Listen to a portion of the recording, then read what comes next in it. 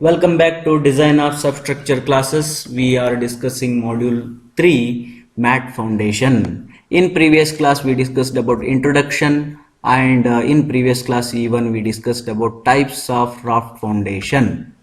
Okay, now in this class we are going to discuss about bearing capacity of raft foundation in general.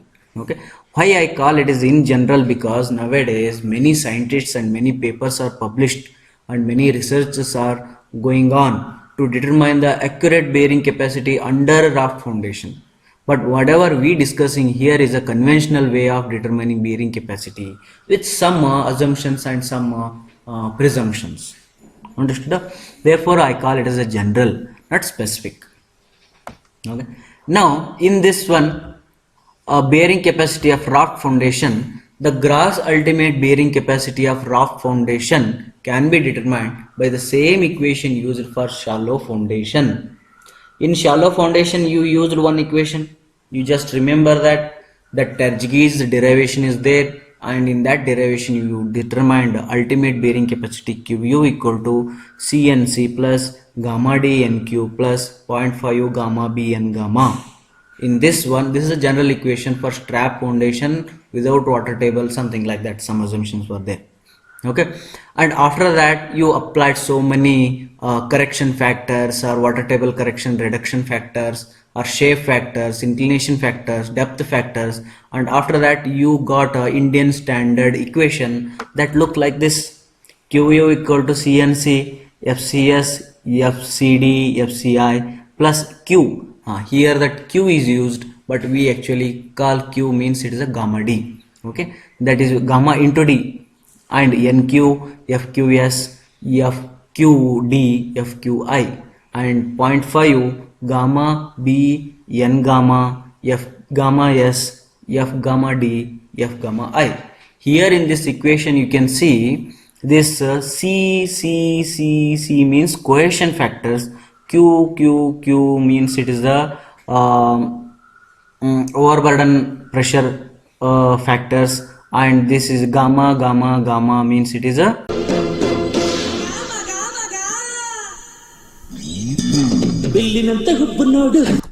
density factors, and this SDI means S means a shape factor, D means depth factor, I means inclination factor. Shape, depth, inclination factor in terms of cohesion, shape, depth, inclination factor in terms of surcharge or overburden pressure, and shape, depth and inclination factor in terms of density or unit weight or soil property. Okay, then we know already this equation also, that is the net bearing pressure will be equal to ultimate bearing pressure minus gamma into D, that we will call it as a surcharge, that is a Q. Okay, now after this what we do, we will apply factor of safety, and after that we will get a net safe bearing capacity, and after that safe bearing capacity. To determine safe bearing capacity we want factor of safety, therefore few lines are here. A suitable factor of safety should be used to calculate net allowable bearing capacity. To calculate net allowable bearing capacity we want factor of safety. For raft on clay soils, okay, if we are providing raft foundation on clay soils, the factor of safety should not be less than 3 under dead load and maximum live load conditions. Andra means 3, factor of safety should not be less than 3 we have to take. However, under most extreme conditions the factor of safety should be at least 1.75 to 2. Means what? If you take more factor of safety means you are not confirm about your design and your accuracy. If you are very accurate, I am very accurate sir, whatever I do I will do it very accurately and my design will be very perfect, but Indian standard says that however you might be a perfect, but at least 1.75 to 2 as a factor of safety you need to take. Okay, next, a raft constructed over sandy soil, granular soil, cohesionless soil. Okay, a factor of safety of 3 should be normally be used under most working conditions. Factor of safety against bearing capacity failure of rafts on sand is very large. Okay, bearing capacity failure, you already know, means what this line says, that compared to the factor of safety on clay, factor of safety on sands will be somewhat more. Okay, this is all about bearing capacity of raft foundation. In previous we discussed introduction is over, type of foundation over, bearing capacity is also over. How to calculate, we got it. Now allowable bearing capacity of raft on cohesive soils and cohesionless soils. In previous section, as I already told, that general, the another meaning of general is that there we didn't classify whether we are determining bearing capacity for clay soil or sandy soil. That we didn't mention there, just we give one common equation and we just define those terms in the common equation. Over factor of safety, how much it should be, that we define, and over. But particularly when you discuss on cohesive soils, then how that equation will be altered on cohesionless soils, and then how that equation will be altered, that we are going to study in the next section. See here, allowable bearing capacity of raft, mats on sand, mat on soil, clay. We will divide into two parts, that is your mat positioned on sandy soil, mat positioned on clay soil. The first we will discuss allowable bearing capacity of raft on clay soil. It says that the net ultimate bearing capacity that can be sustained by soil at the base of the mat on a deep deposit of clay or plastic silt may be obtained in the same manner as for footings on clay discussed in previous section. Previous section means what? In previous module. Okay, nothing different, means in one sentence we can say that nothing difference is there, just you need to discuss your calculation of allowable bearing pressure as you were discussing there, but the definition of the terms may be different here. See, that I will explain the equation concept, how we use the equation later. First we will see some guidelines here. However, by using the principle of flotation, what is the principle of flotation? Principle of flotation is the weight of the soil excavated must be equal to the weight of the superstructure plus raft foundation. Okay, that is the principle of flotation. Where we give floating type of mat or principle of flotation, where we use where the compressible soils are there. Compressible soils and clay both are somewhat similar. Okay, therefore they say, however, by using a principle of flotation, the pressure on the base of the mat that induces settlement can be reduced by increasing the depth of the foundation. They say that the pressure on the base of the mat that induces settlement, means settlement will be there. Why that settlement will be there? Because the pressure on the mat will be more. Okay, to reduce that one, what we need to do, we can increase the depth of the foundation. The another guideline they said here. And the third guideline says that QNU means net ultimate bearing capacity, is the net bearing capacity at the elevation of the base of the raft in excess of that exerted by the surrounding surcharge. Here whatever you calculate net bearing capacity, that will be somewhat more than the earlier surcharge, surrounding surcharge. Okay, the surrounding you will be having surcharge now, because you have excavated at one point, you have not excavated everywhere. Okay, for that particular level, for that particular elevation below the raft and not below the raft, those two if you consider, then they say that this QNU will be somewhat excess compared to the surrounding surcharge. Means you need to consider it as a guideline. If in your practical case, if it is not applicable, then go deeper and excavate more and more and satisfy this condition. By increasing the depth of excavation, by doing so, what I explained here, by increasing the depth of excavation, the pressure that can safely be exerted by the building is correspondingly increased. Okay, that they are going to say. By doing so, what happens? The pressure that can be safely exerted by the building is correspondingly increased. Okay. Now coming to the equation wise, the for saturated soils, saturated clay soil, this is the earlier equation we already know. That in that equation, what happens? For saturated clay soils, in bearing capacity chapter we know that n gamma will be 0, n gamma equal to 0 we need to consider, therefore the entire term vanishes.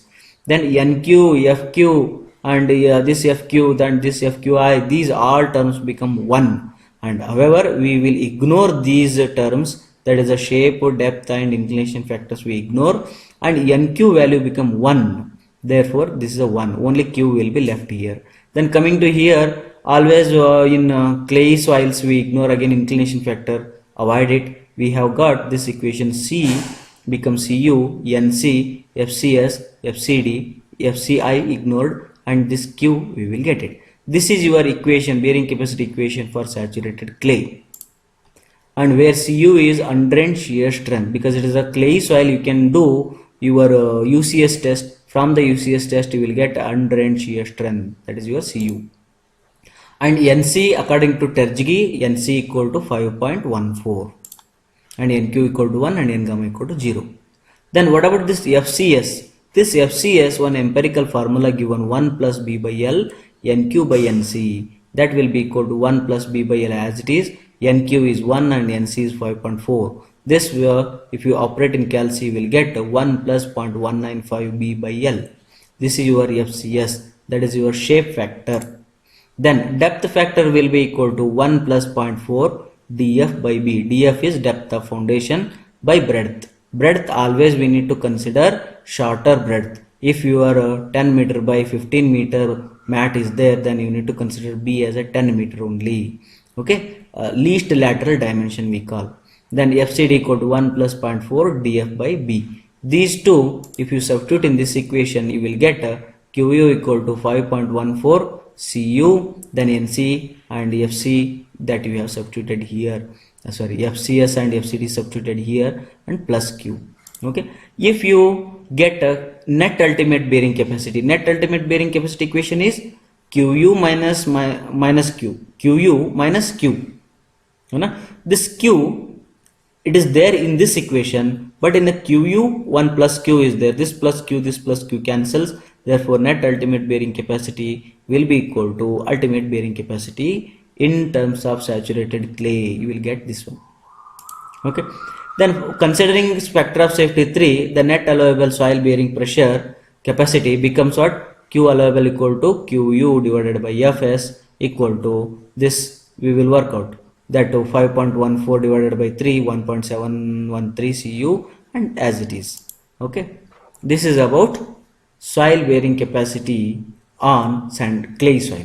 Now coming to allowable bearing capacity of raft on sandy soil.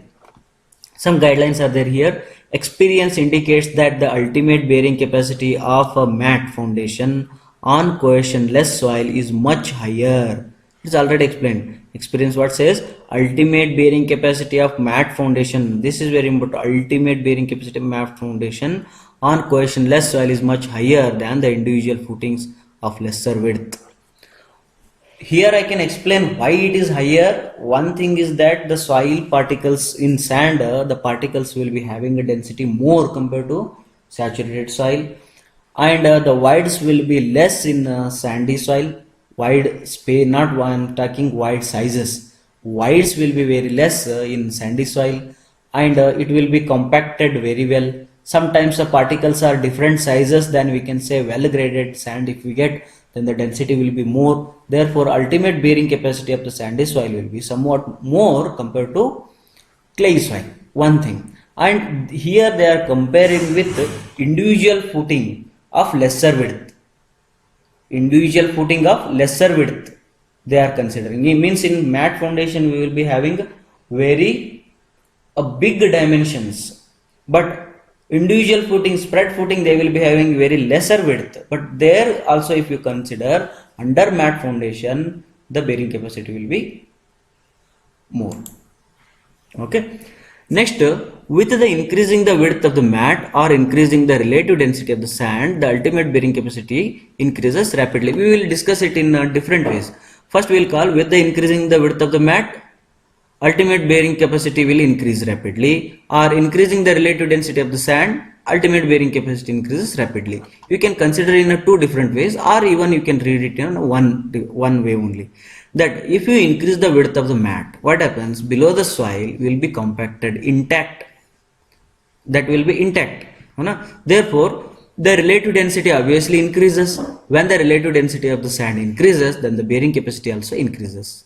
Okay, and before construction only you only do some mechanical operations and increase the relative density of the soil, and then also bearing capacity increases. Therefore this statement you can read it in a two different way. With increasing width of the mat, bearing capacity increases rapidly, first point. Second point, increasing the relative density of the sand, ultimate bearing capacity increases rapidly.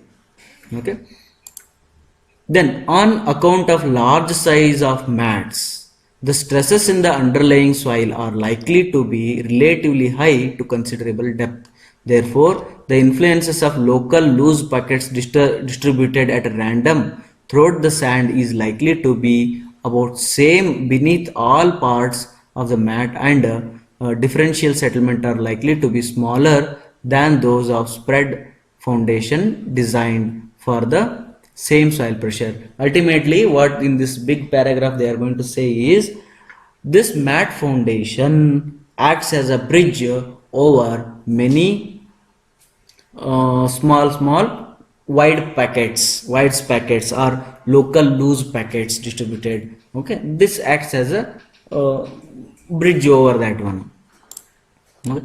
Then the maximum settlement of the mat may be about 50 mm instead of 25 mm as for spread foundation. For spread foundation, the maximum allowable settlement is 25 mm. For mat foundation, we have to consider 50 mm or 2 inch. Okay. Then equation wise, if we come, this is the main equation we already know. In that equation, now one very important thing is that this equation actually we don't use it for raft foundation on granular soil. Maybe it may give us somewhat approximate results or inaccurate results. Therefore, we avoided this equation. We go by other way, that is determined by standard penetration test. That is your SPT test we conduct, and we will get your corrected number of blows value, number of n value, SPT n value will get it corrected, and by using corrected equation we are going to determine. Directly we have a equation, allowable net bearing pressure 11.98, the SPT n value corrected 3.28 B plus 1 divided by 3.28 B whole square, FD settlement divided by 25.4. okay, where n corrected is what? SPT n value corrected, and B is a width. Again the width is least lateral dimension. FD is a depth correction factor, that is 1 plus 0.33 df by B. Here the condition is, if df by B equal to, both are same, depth equal to breadth, what happens? This become 1, then this become 1.33, then this become 1.33. okay, no problem, you consider it. If depth is more and breadth is less, what happens? Depth is more and breadth is less, then this become more than 1. More than 1, multiply this one and plus add, then what happens? This value will be more than 1.33. avoid it. Okay, why you avoid it? Because depth is more than the breadth. This comes under shallow deep foundation. Therefore, you need to avoid it. Means indirectly they are saying that this depth factor will work only for shallow foundation, where breadth is more and depth is less. This ratio fraction becomes smaller, and 0.3 multiplied smaller, 1.3 something that will be less than 1.33, or maximum restricted to 1.33 only. Then SE is your settlement in mm. Where the width B is large, very large, then the preceding equation can approximately called as, here the top numerator is 3.218 B plus 1 is that. Now B is very large, then what happens? This becomes 3.28 into B only, therefore this 1 is ignored. Then these two cancels each other, 1 square is 1 only, then you will get 11.98 n corrected FT SE by 25.4. or you can call this 25.4 and FD value. If you substitute, you will get this one, and it should not be greater than this one. Means this whatever the calculated value and compare with this one, it should be less than that. Okay, this is all about. Now after calculating bearing, allowable bearing capacity, that either for granular soil or clay soil, after calculating that, what next? Then see here, this will be your depth of foundation, and here the superstructure, whatever the load which you are acting here, and this is the unit weight of the soil. And here see the total inside we are not putting any soil, means this much of soil area, this much of volume of soil is completely excavated and replaced, displaced. Understood? Therefore, whatever the Q value, allowable bearing capacity Q value calculated, from that you can determine how much load I can apply by this equation. This equation says that Q equal to capital Q by A minus gamma into df. Gamma you know, df you know, depth you know, then area you can get it by safe bearing capacity, then Q you can determine, means how much a safe load I can put so that it will satisfy two criteria, that is the settlement criteria and soil bearing criteria. Okay, this is said. In all cases, Q should be less than that or equal to Q allowable net. See, in another way they are saying, what I said is the Q allowable calculated, you substitute here and get the how much load you can apply here.